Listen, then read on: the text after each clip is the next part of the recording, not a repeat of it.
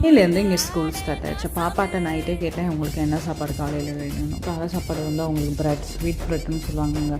நான் கொஞ்சம் பால், ஒரு முட்டை போட்டுவிட்டு அப்புறம் நட்ஸ் பவுடர், கொஞ்சமாக சுகர் 2 டீஸ்பூன் போட்டுக்கிட்டேன். போட்டு நல்லா மிக்ஸ் பண்ணிவிட்டு நல்லா நெய் விட்டு இதை டோஸ்ட் பண்ணி கொடுத்தோம்னா நல்லாயிருக்கும்.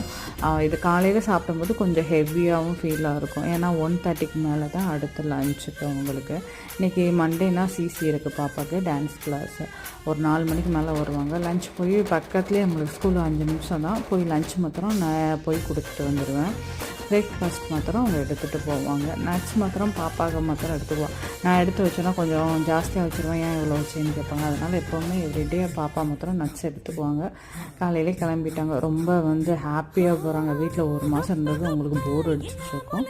மீண்டும் சந்திப்போம். நன்றி.